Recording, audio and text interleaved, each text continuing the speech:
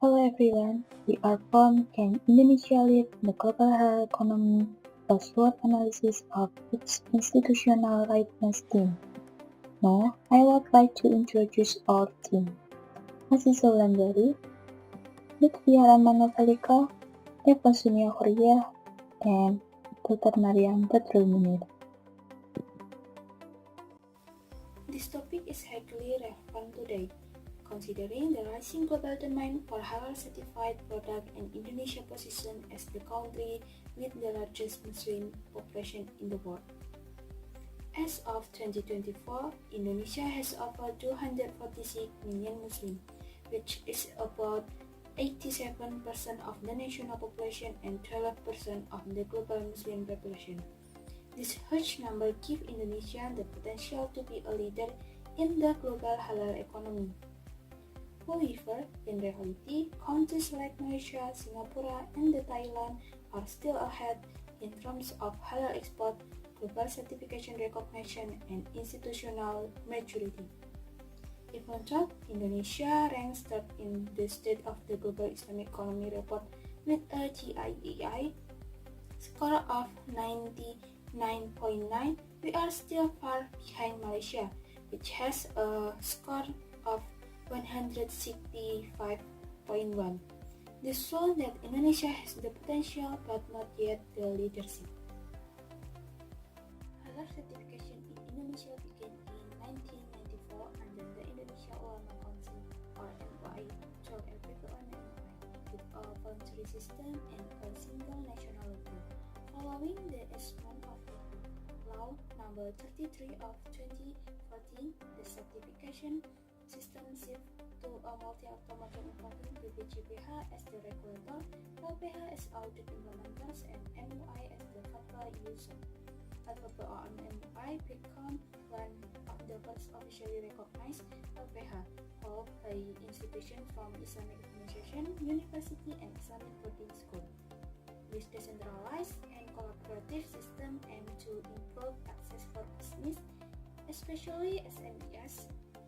BPJPH assigned auditor Cosperis LPH nationwide to ensure efficient, localized audit while maintaining coordination and compliance with MUI Sharia standard. In 2022, BPJPH introduced a new official halal logo to mark a more unified identity and regulatory authority under the state. Looking ahead, Indonesia aspires to have one official logo that is not only nationally enforced but also internationally recognized as a trade symbol of halal integrity. In this study, we focus on one important sector, halal certification in the food and beverage industry. Why? Because food is a basic human need that Muslims consume every day. Ensuring its halal status is not only a health or quality issue, but also a spiritual and religious responsibility. This is stated in the Quran Surah Al-Baqarah verse 168, O mankind, eat of what is lawful and good of the earth, and do not follow the footsteps of Satan. This shows how halal food is closely connected to faith, not just physical consumption. We use a qualitative descriptive approach with a literature study method. We collect data from national and international journal articles, government report, and official websites such as BPJPH, Halal Ilmi, and kemenak.go.id. The data was then analyzed using the SWOT framework to evaluate internal strengths and weaknesses, as well as external opportunities and threats.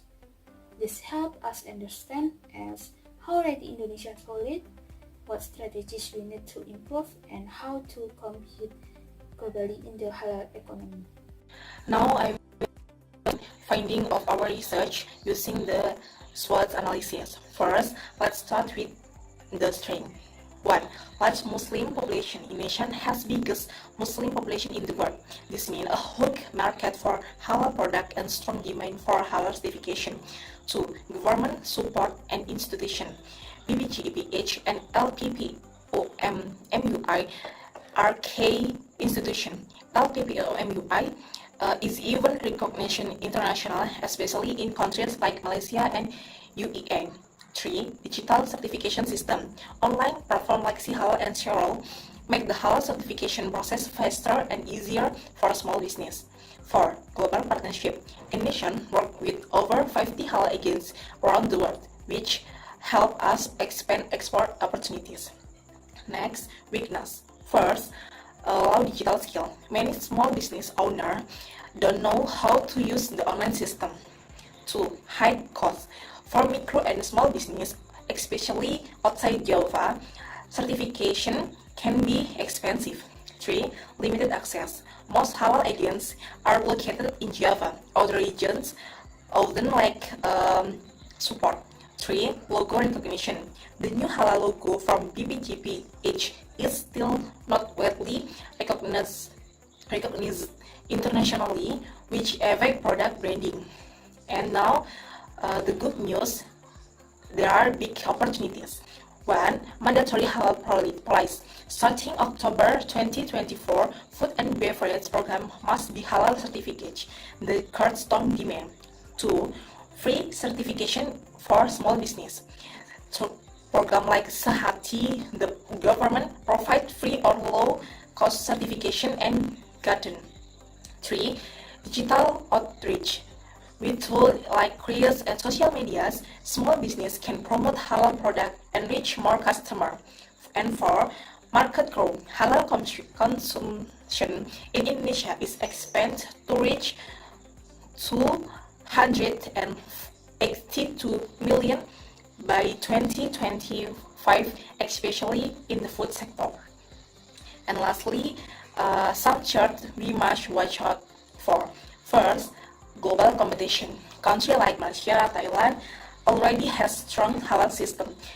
2. Low awareness. Some small business still avoid certification due to cost, confusion, or lack of information.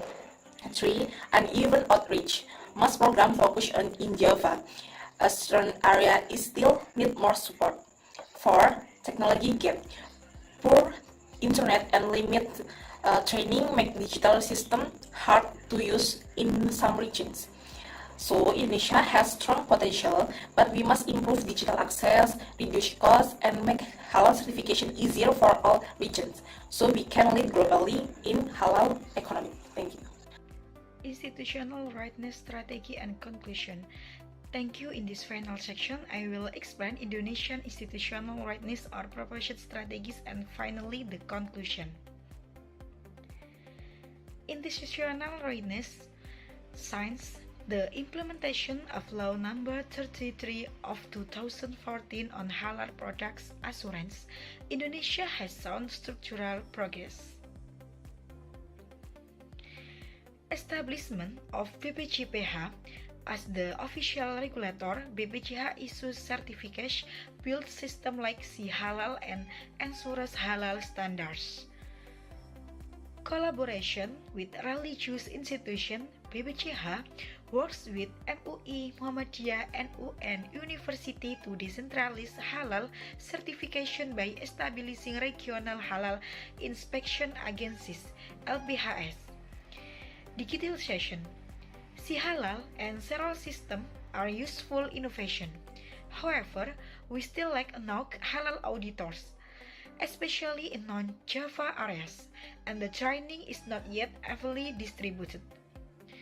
To improve institutional rightness, we need to train more halal facilitators, establish more regional LPHS, and increase collaboration with universities and pesantren.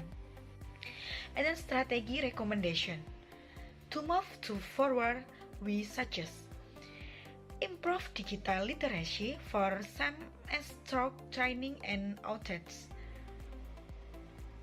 Standards and subsidies halal certification to ensure fairness. Strengthen global branding with one internationally accepted halal logo. Expect international cooperation through MRAS and alignment with SMEAC standards.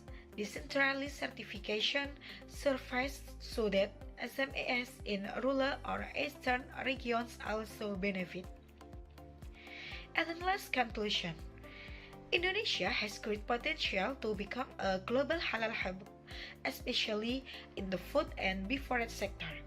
With strong consumer demand, larger Muslim population and digital system already in place, we have a solid foundation. However, this will only happen if we improve accessibility, build global trust, and ensure institutional synergy. With the right strategy, Indonesia can move from a potential player to a global leader in the halal economy. Discussion on how Indonesia can shape the future of the halal economy. We are now happy to receive our question, and thank you. That is our presentation. Thank you for your attention. We hope our presentation contribute to the discussion on how Indonesia can shape the future of the halal economy.